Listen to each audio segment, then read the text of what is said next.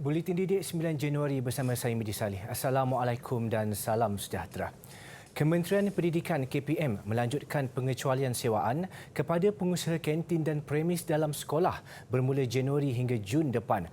Menteri Kanan Pendidikan Datuk Dr. Razzie Jidin berkata, lanjutan pengecualian sewaan juga diberikan untuk tempoh yang sama bagi sewaan premis, kedai buku koperasi, kedai dobi dan mesin minuman air di sekolah di bawah KPM. Ini kita pun terima banyak permohonan daripada pengusaha-pengusaha kantin kata kalau sebelum ini dapat pengecualian sewa, apakah kementerian akan berikan pengecualian sewa lagi ya untuk pembukaan sekolah kali ini. Dan kita akan keluarkan satu kenyataan media berkaitan dengan perkara ini. Dan apa yang saya ingin jelaskan, memang pihak kementerian akan berikan pengecualian sewa untuk selama 6 bulan bermula bulan Januari. Ini untuk memudahkan atau untuk memberi sedikit kemudahan kepada pengusaha-pengusaha kantin sekolah ini mengambil kira cabaran yang dihadapi mereka. Jadi dia bukan saja pengecualian untuk pengusaha kantin tetapi juga kedai-kedai, kedai alat tulis dan sebagainya, yang kedai dobi yang melibatkan premis di sekolah. Yang tu pun kita akan beri pengecualian selama 6 bulan. Tambah Datuk Dr. Razzie ketika lawatan pengoperasian di beberapa buah sekolah di Kota Baru, Kelantan hari ini, KPM menerima banyak permohonan daripada pengusaha kantin sekolah untuk diberikan pengecualian bayaran sewa. Justru langkah ini bakal memanfaatkan lebih 10,000 pengusaha. Keputusan ini juga dibuat selepas mengambil kira pelbagai cabaran yang terpaksa dihadapi pengusaha sepanjang tempoh penutupan sekolah akibat pandemik COVID-19. KPM turut memaklumkan dalam kenyataan hari ini, pelbagai inisiatif bantuan disediakan kerajaan dalam membantu pengusaha kantin sekolah pada tahun 2020 dan 2021. Antaranya bantuan RM1,500, bantuan RM1,000 melalui pakej pemulih dan penyambungan kontrak secara automatik dalam tempoh setahun.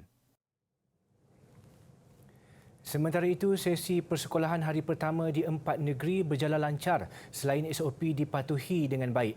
Menurut Datuk Dr. Razzie, kehadiran pelajar juga didapati memberangsangkan, namun ada yang tidak dapat hadir atas alasan tertentu termasuk faktor kesihatan. Hari ini dengan pendekatan untuk fasa 4 bagi negeri Kelantan. Dan Alhamdulillah, jika kita lihat pagi ini segala pengoperasian berjalan dengan baik, SOP dipatuhi dengan baik, dan umumnya kita dapat lihat anak-anak kita cukup teruja untuk kembali ke sekolah setelah sekian lama tidak hadir ke sekolah secara bersemuka. Jika sebelum ini sebagai sebuah negeri di bawah fasa 3 ya, yang boleh hadir ke sekolah cuma murid tingkatan 5 dan tingkatan 6 kelas peperiksaan. Tapi kali ini melalui pendekatan fasa 4, Kelantan dan Sarawak, kita lihat bahawa mereka dapat membenarkan murid-murid lain untuk turut hadir ke sekolah. Dan buat pertama kalinya pada hari ini murid tahun 1, tahun 2 dan tahun 6 di sekolah rendah dapat hadir tanpa penggiliran. Ya, murid tahun 3, 4 dan 5 masih lagi bergilir, dan begitu juga untuk sekolah menengah murid tingkatan 4 selain daripada murid tingkatan 5 dan tingkatan 6, kali ini murid tingkatan 4 dan juga murid kelas peralihan dapat hadir ke sekolah pada kali ini. Kebanyakan pelajar ujarnya teruja untuk ke sekolah selepas sekian lama tidak melalui proses pembelajaran bersemuka. Beliau turut mengingatkan ibu bapa serta pihak sekolah supaya terus mematuhi SOP bagi mengelak penularan COVID-19. Pihaknya juga akan terus berbincang dengan Kementerian Kesihatan bagi memastikan pelaksanaan vaksin membabitkan pelajar sekolah lebih teratur. Mengulas mengenai sama ada tempoh kaedah penggiliran akan diteruskan, beliau berkata pendekatan yang diambil adalah secara progresif dan cermat sebelum membuat sesuatu keputusan. Kaedah penggiliran itu ujarnya perlu diteliti dari semasa ke semasa memandangkan situasi penularan COVID-19 termasuk varian Omicron. Beliau turut menegaskan kepada ibu bapa yang tidak membenarkan pelajar hadir supaya memaklumkan kepada pihak sekolah untuk tindakan lanjut. Seramai 1.18 juta murid bagi kumpulan A iaitu Johor, Kedah, Kelantan dan Terengganu memulakan sesi persekolahan hari ini bagi penggal ketiga 2021-2022. Bagaimanapun, 31 sekolah di Johor yang dijadikan pusat pemindahan sementara PPS dan masih dilanda banjir tidak akan dibuka. Bagi sekolah di negeri kumpulan B, sesi persekolahan akan mula dibuka esok. Di Terengganu, seramai 125,545 pelajar memulakan sesi persekolahan. Semua pelajar yang terbabit mengikuti pembelajaran tanpa penggiliran, termasuk 65,534 pelajar tahun 1, 2 dan 3. Turut mengikuti pembelajaran tanpa penggiliran adalah 34,201 pelajar tingkatan 4 dan 5 serta 4,729 calon sijil tinggi Persekolahan Malaysia STPM serta 17,725 guru yang bertugas di semua sekolah di negeri itu. Tinjauan di Sekolah Kebangsaan Tengku Ampuan Mariam mendapati ibu bapa lebih yakin anak mereka kembali ke sekolah kerana pihak pengurusan sekolah mengikuti SOP yang ditetapkan oleh KKM. Anak saya ni saya hantar sekolah sebab saya yakin lah. So saya rasa lebih baik dia bersekolah daripada kat rumah sebab banyak sangat dah tertinggal dari segi pelajaran apa semua kan. Kecuali kat sekolah ni saya rasa insya-Allah SOP yang saya ada dekat sekolah ni insya-Allah boleh membantulah untuk mengurangkan penularan ni lah, virus ni. Rasanya tidak apa tu selamat lah rasanya. Sebab sebelum daripada cuti ni kan dia dah belajar dah. Sebelum kita tahun lepas dah belajar dah sikit kan. Dia dah biasa dah lah masuk ke kawasan sekolah ni. Di Terengganu, tiada sekolah yang ditutup akibat banjir atau dijadikan pusat pemindahan sementara PPS. Di Kedah, seramai 281,721 murid kembali ke sesi persekolahan hari ini. Jumlah ini melibatkan murid yang hadir secara bersemuka di 752 buah sekolah di negeri itu. Tinjauan mendapati murid lebih bersemangat dan ceria memulakan pembelajaran bersemuka setelah sekian lama menjalani pembelajaran dalam talian. Saya rasa gembira lah sebab dapat kembali ke sekolah. Sebelum ni kalau dekat rumah, saya selalunya belajar dekat dalam rumah ni. Saya rasa bosan lah kalau dekat sekolah, rasa best. Sebab ada ramai kawan. Saya sangat gembira sebab dapat jumpa kawan-kawan dan dapat belajar dalam kelas sama-sama. Kalau belajar online kan kurang faham. Kalau dalam kelas boleh tumpulah dengan betul. Kalau dalam online agak kurang dapat tumpu perhatian dalam kelas.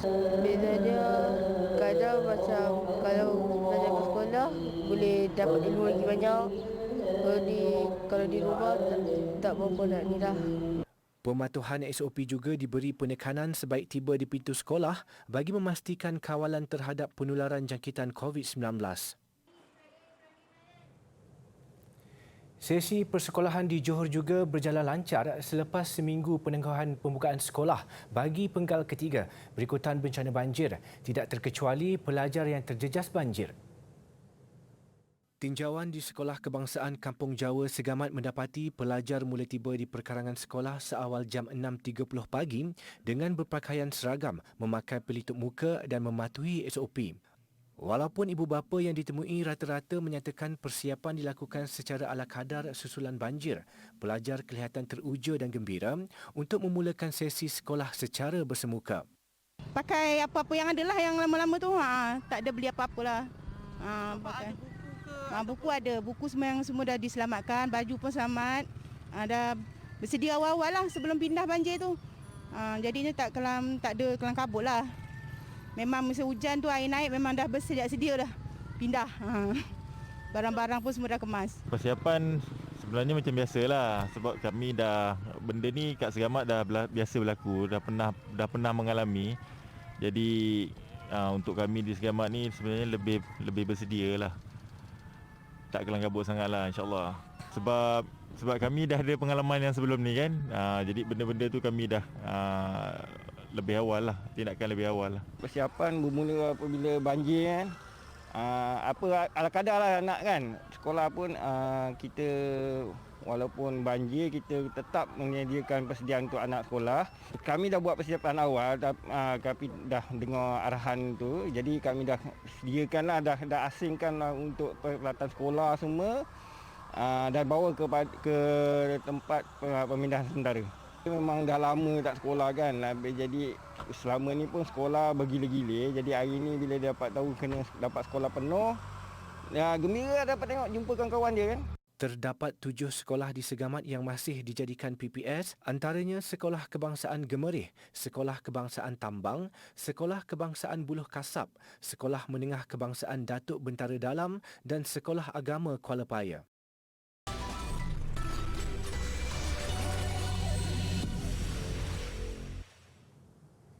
Bertemu kembali. Esok sesi persekolahan penggal ketiga bagi kumpulan B akan bermula termasuk di Selangor dan Kuala Lumpur. Tinjauan di sekitar Puchong mendapati keluarga yang terjejas akibat banjir sudah bersedia untuk memulakan sesi persekolahan walaupun dengan persiapan ala kadar. Persiapan tu ala kadar je lah. At least ada sepasang baju, kasut apa semua ada cukup lengkap. Bolehlah tu. Tidak terkecuali menyediakan keperluan sekolah esok, Muhammad Fahim Akmal Muhammad Rozaini. Sebahagian kelengkapan sekolahnya termasuk buku-buku ditenggelami air. Namun pelajar tingkatan 6 ini tidak sabar untuk kembali meneruskan sesi pembelajaran bersemuka. Kita orang just gunakan baju yang sedia ada je lah, baju yang lama just basuh sebab hari tu pun sebab kalau nak beli baru macam bukan masa yang sekarang, bukan untuk masa yang sekarang, so kita orang just guna masa yang lama, just basuh sebab baju tu just berlumpur je sebab almari yang roboh kan, tak expect pun sebab banjir tinggi tu. So persiapan esok semua fully barang yang lama dulu, mungkin barang yang baru mungkin bulan depan atau tahun depan lah. Namun ada juga yang masih belum bersedia kerana masih keletihan mengemas rumah yang dilanda banjir. Saya mengharapkan kerajaan bagilah bantuan buku-buku ke sebab memang buku semua tak ada. Lepas tu harapnya tangguhlah peperiksaan sebab memang tak ready langsung. Memang banyak luangkan masa untuk kemas rumah. Ujarnya lagi, dia bakal menghadapi peperiksaan sijil pelajaran Malaysia SPM tidak lama lagi. Justru tidak banyak masa mengulang kaji dapat diperuntukkan kerana musibah yang melanda. Dalam pada itu, tinjauan di premis menjual kelengkapan dan pakaian sekolah di Rawang, Selangor mendapati ia mula penuh seawal jam 9 pagi. Kebanyakan ibu bapa memilih untuk membeli di saat akhir meskipun sekadar menambah kelengkapan yang tidak cukup sahaja. Ibu bapa yang ditemui memberitahu pembelian hanya untuk barang-barang penting kerana khawatir jika sekolah terpaksa ditutup semula dan sesi pembelajaran diteruskan secara PDPR seperti sebelum ini. Nak cari baju sekolah untuk anak lah sebab esok dah start sekolah. Just nak beli tambahan je lah sebab sebelum ni dah kecil sikit kan. So nak beli untuk next tambahan 1-2 je lah. Hari ni beli baju sekolah, tudung anak, stokin kan. Pilih hari ni sebab saya rasa macam tak ada, orang kata ramai sangat lah, tak pack sangat lah hari ni kan. Takut kalau saya beli awal-awal, takut sekolah tak buka lah apalah macam tu. Sebab kadang-kadang dia tukar sekolah dia tukar jadual lah apalah macam. Peniaga juga memahami dilema yang dihadapi ibu bapa kerana rata-rata mereka hanya membuat pembelian sepasang 2 persalinan sekolah. Selain faktor ekonomi kebanyakan keluarga yang tidak menentu, peniaga beranggapan persiapan telah dibuat lebih awal semasa sesi persekolahan penggal kedua pada September lalu. Dari Khamis, Jumaat, Sabtu, Ahad ni dah mula orang ramai lah cari baju sekolah kan. Paling ramai semalam hari ni lah. Hari ni Alhamdulillah lah.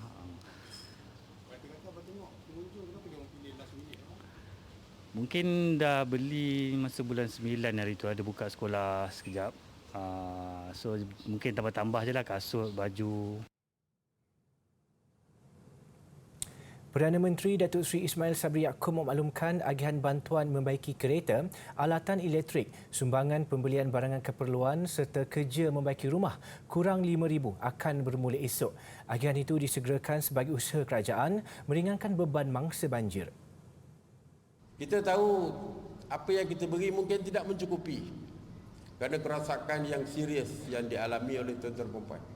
Lebih-lebih lagi sedih dan sebagainya. Tak boleh dibeli dengan apa pun. Tetapi apa yang dilakukan oleh kerajaan adalah untuk mengurangkan bebanan yang dihadapi oleh tuan-tuan dan perempuan apabila ditimpa bencana. Tambah Perdana Menteri, kaedah agihan juga perlu dilakukan secara mudah dan tidak membebankan mangsa banjir. Antara yang akan disalurkan esok ialah baucer barangan elektrik RM500, rebat membaiki kenderaan RM1,000 serta sumbangan pembelian barangan keperluan RM2,500. Katanya 95% ketua isi rumah terjejas akibat banjir termasuk ditempatkan di pusat pemindahan sementara atau tidak sudah menerima wang bantuan khas banjir RM1,000. Kerajaan juga sedang memperhalusi kaedah pemilik kenderaan membaiki kenderaan dengan mengenal pasti bengkel terdekat dengan mangsa. Kolej Vocasional KV Pasir Putih, Kelantan merupakan antara KV yang menawarkan pengajian pertanian. Ia dilengkapi dengan kemudahan kelengkapan dan prasarana yang baik untuk pelajar mengikuti pembelajaran di bilik darjah mahupun di bengkel. Datuk Dr. Razi Jidin dalam perkongsiannya di laman Facebook memaklumkan telah turut meninjau fasiliti dan pengoperasian KV yang mempunyai 241 orang pelajar ini. Ia dilengkapi dengan fasiliti peralatan dan teknologi terkini khususnya dalam bidang ternakan ruminan dan agroindustri tanaman.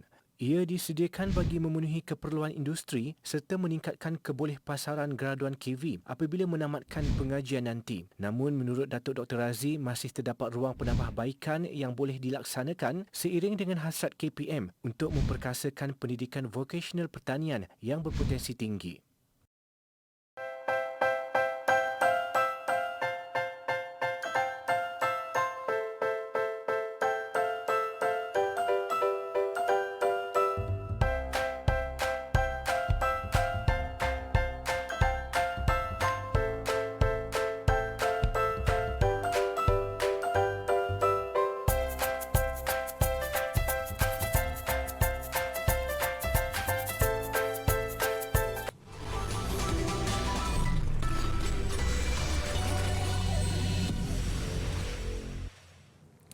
Tukar sisa jadi barang keperluan harian. Itu pendekatan program Satu Komuniti, Satu Kitar Semula, anjuran Jabatan Kesihatan dan Alam Sekitar, Dewan Bandaraya Kuala Lumpur, JKAS DBKL. Ia bagi mendidik dan memberi kesedaran khususnya kepada masyarakat program perumahan rakyat PPR dan perumahan awam di Ibu Negara dalam usaha mengurangkan kadar bahan buangan di kawasan terbabit.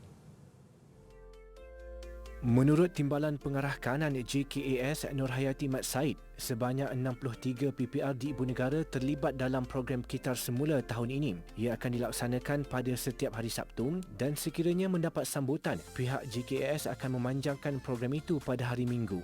Program Satu Komuniti Satu Kitar Semula yang mensasarkan golongan berpendapatan rendah B40 ini mula dilaksanakan Mac tahun lalu. Perumahan Awam Sri Kota Bandar Tun Razak dipilih sebagai lokasi permulaan tahun ini di mana peserta akan menerima keperluan makanan asas seperti gula, susu, tepung gandum dan minyak masak. Kelebihan penduduk yang akan dapat bila mereka menyertai program ini, mereka akan mendapat tukaran barang-barang asas tu yang mana kadar tukarannya disubsidi sebanyak 40% oleh pihak DBKL lah. Okay? Berbanding dengan kadar semasa jika mereka menukarkan pada barang recycle itu dengan supplier daripada luar ataupun pembeli daripada luar. Okay? Itu yang mandat daripada pengurusan sebenarnya apabila kita bertujuan untuk membantu golongan B40 lah. Tambahnya, DBKL merancang membuka sekurang-kurangnya satu kios kitar semula di setiap parlimen di Ibu Negara. Bagi penduduk Zuraidah Jawawi, program ini telah membuka matanya untuk mengamalkan aktiviti kitar semula. Saya rasa program ini bagus sebab kita boleh belajar berkenaan dengan kitar semula dan barang apa yang kita guna tu boleh dimanfaatkan untuk benda lain lah. Untuk orang ramai, kalau ada barang-barang yang terpakai janganlah buang. Nanti boleh tukar dengan makanan-makanan yang ada kat sini. Terdapat 4 kios statik yang diletakkan di kawasan PPR Sri Alam, PPR Beringin, PPR Pekan Kepung dan Wangsa Maju Seksyen 2. Tahun ini 4 lagi kios akan dibuka bagi PPR Kerinci LP, PPR Muhibah, Perumahan Awam Sri Kota dan PPR Sri Perkasa. Antara jenis barangan yang boleh dikitar semula adalah tin aluminium, kertas, plastik dan minyak masak terpakai.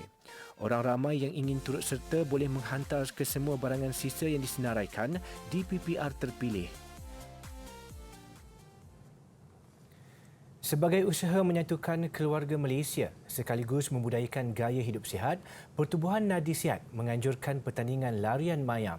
Pendaftaran bagi program tahunan itu bermula dari 3 Januari hingga 28 Februari dan ia terbuka kepada seluruh warga Malaysia berumur 10 tahun ke atas. Menurut Presiden Pertubuhan Nadi Sihat Azlina Abdul Aziz, terdapat beberapa kategori yang ditawarkan pada pertandingan kali ini. Kategori yang kita tawarkan adalah 7 km, 10 km, 21, 42 dan 100 km. Anda boleh berlari atau berjalan santai di mana-mana kawasan yang selamat di sekitar kediaman anda. Aktiviti larian ini bermula daripada 7 Januari sehingga 15 Mac 2022. Tambahnya, peserta hanya perlu merekodkan larian yang mereka lakukan mengikut kategori pilihan. Video tersebut kemudiannya perlu dihantar kepada pihak Pertubuhan Nadi Sihat untuk dinilai. Selain medal dan sijil penyertaan, peserta juga berpeluang memenangi sebuah kereta Proton Saga dan lebih 100 lagi hadiah menarik melalui cabutan bertuah. Yuran penyertaan adalah serendah RM10 dan sebahagian daripadanya akan disalurkan ke tabung misi kemanusiaan bagi membantu mangsa-mangsa banjir. Sesiapa yang berminat boleh melayari laman web yang tertera.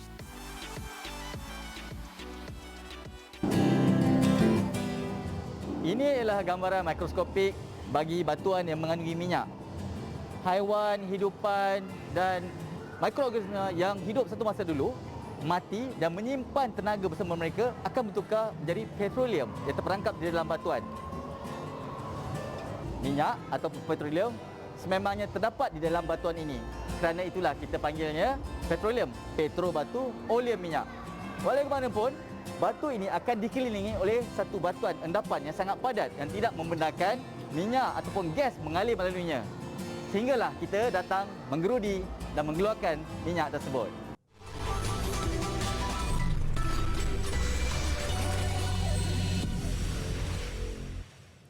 Sukan. Semangat kental yang seharusnya menjadi motivasi buat semua. Itu ungkapan tepat buat Brandon Gunn yang gigih kembali menyertai latihan Selangor FC untuk mengharungi saingan Liga Malaysia musim ini.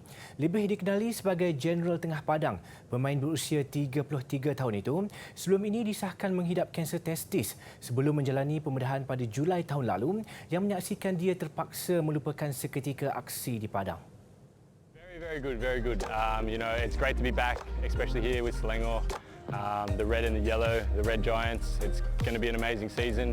I'm just happy to be back here on the training ground. It's been a long time for me, and it's always exciting to be here, especially with the boys again, and hopefully good things to come.